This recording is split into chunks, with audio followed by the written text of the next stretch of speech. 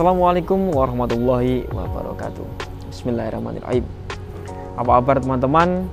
Semoga semuanya diberi kesehatan dan semoga semuanya diberi kelancaran dalam hal apapun. Bagaimana teman-teman bekerjanya? Apakah lancar? Bagaimana juga liburan kemarin? Liburan musim panas ya. Semoga semuanya diberi kebahagiaan. Oke teman-teman, jumpa lagi di video saya, yaitu Dance Channel. Di video kali ini teman-teman, saya ingin membahas soal bagaimana kita bisa bekerja di Korea Selatan teman-teman. Nah, ada beberapa urutan yang harus dilewati jika teman-teman ingin bekerja di Korea Selatan.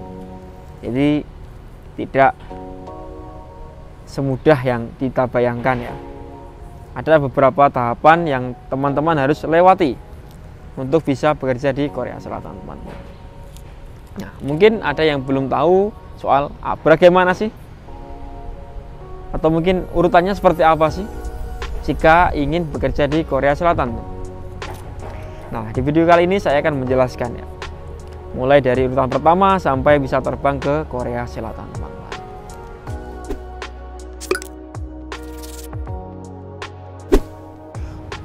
Oke teman-teman, urutan yang pertama yaitu belajar bahasa teman-teman.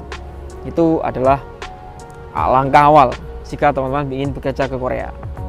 Setelah kita belajar bahasa, kita lanjut ke urutan berikutnya, yaitu kita harus ujian teman-teman, ujian IPS topik ya, baik ujian bahasa dan juga ujian tes skill teman-teman.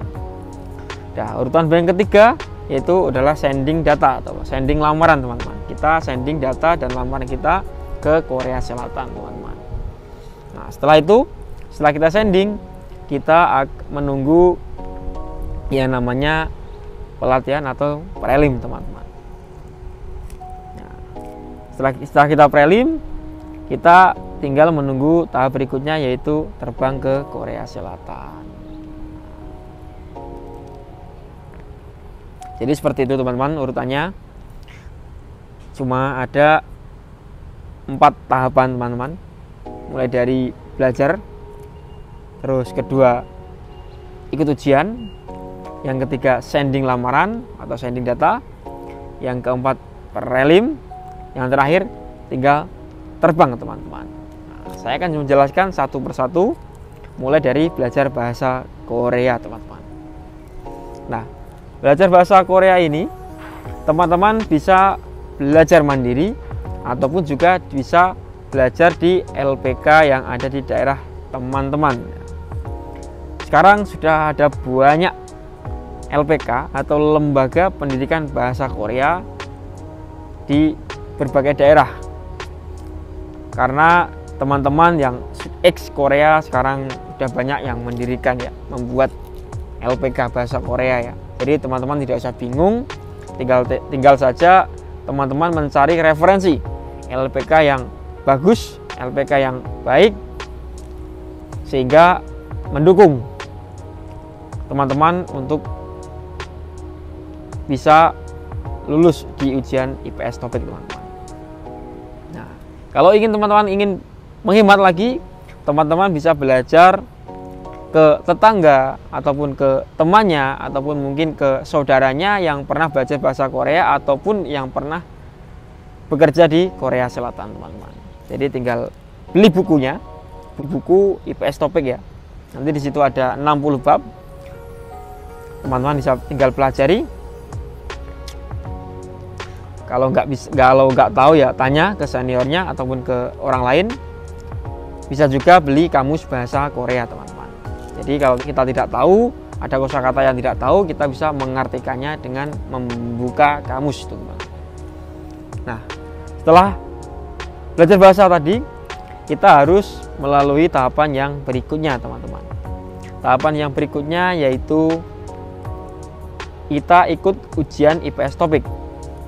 Nah, ujian IPS topik ini terdiri dari 2 kali ujian teman-teman. Ujian pertama yaitu ujian bahasa Korea.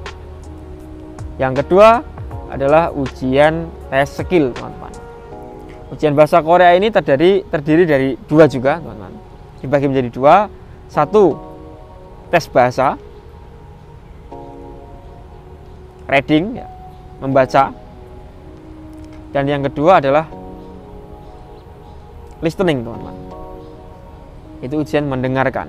Jadi pertanyaan itu kita mendengarkan pertanyaan yang diucapkan, kita tinggal nanti kita harus memilih. Jadi tidak ada bacaan, yang ada cuma suara doang. Kita harus bisa mendengarkan percakapan itu ya. Terus kita harus bisa tahu apa yang nanti akan ditanyakan di soalnya itu, teman-teman. Jadi ada reading dan juga listening, teman-teman. Terus setelah kita ujian bahasa kita lulus, kita harus mengikuti ujian yang namanya tes skill, teman-teman. Nah, tes skill ini kita bagi lagi ya, baik di fishing ataupun di manufaktur, teman-teman. Jadi ujiannya berbeda tes skillnya. Terus kalau kita sudah lulus dari kedua ujian tadi, kita tinggal yang namanya sending lamaran atau sending data kita, teman-teman. Jadi nanti kita lengkapi apa yang aja yang kita butuhkan, terus kita tinggal sending lamarannya di HRD Korea Selatan, teman-teman. Nah, setelah semuanya itu beres, setelah semuanya kita kirimkan atau kita sendingkan, sekarang sendingnya online ya, teman-teman. Kalau zaman dulu sendingnya harus melalui berkas, jadi semua difotokopi, terus kita nanti dijadiin satu, terus baru dikirim ke alamat HRD Korea ya.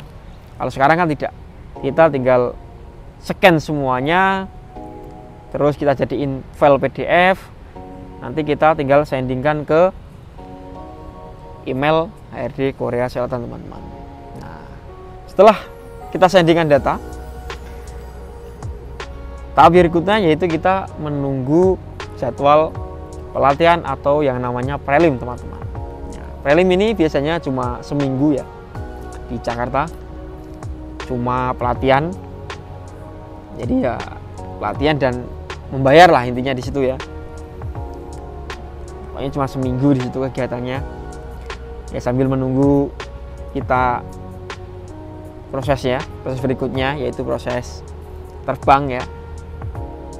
Nah, setelah di situ selesai, kita nanti pulang. Setelah kita pulang, kita tinggal menunggu tahap yang paling akhir ya, yaitu terbang ke Korea Selatan, teman-teman. Nah, untuk jadwal terbang, masing-masing orang itu berbeda, teman-teman. Ada yang lama, ada yang cepat, dan juga ada yang sedang ya. Tidak lama dan juga tidak cepat, di tengah-tengah lah.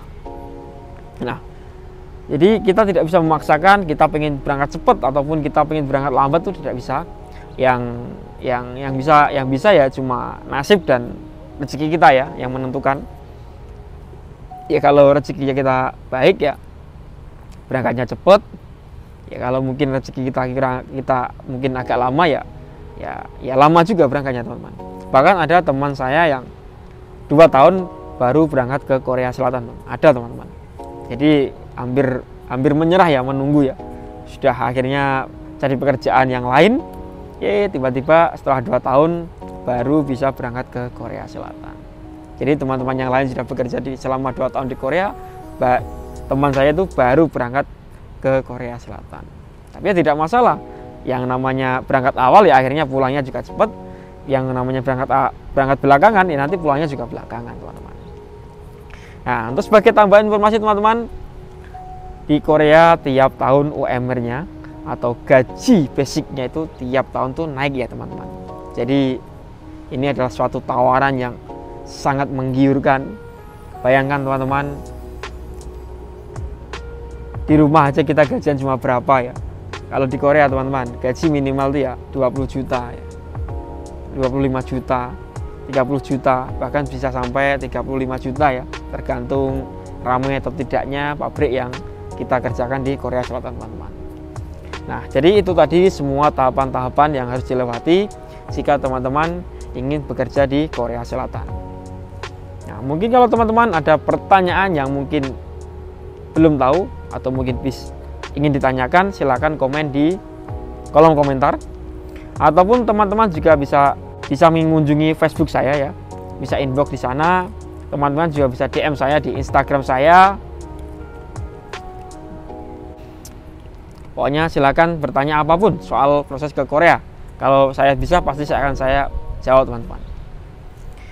Mungkin untuk video kali ini cukup itu dulu teman-teman. Saya nanti akan membuat video-video berikutnya yang pokoknya intinya tentang bagaimana kita bisa bekerja atau bisa terbang ke Korea Selatan. Jadi kalau ada pertanyaan baik proses ke Korea ataupun mungkin soal apapun, silahkan tanyakan teman-teman. Silahkan tulis di kolom komentar ataupun di sosial media saya yang lainnya. Semoga video kali ini bermanfaat. Jangan lupa like, share, dan subscribe channel saya yaitu Dance Channel. Tunggu video-video saya berikutnya. Wassalamualaikum warahmatullahi wabarakatuh.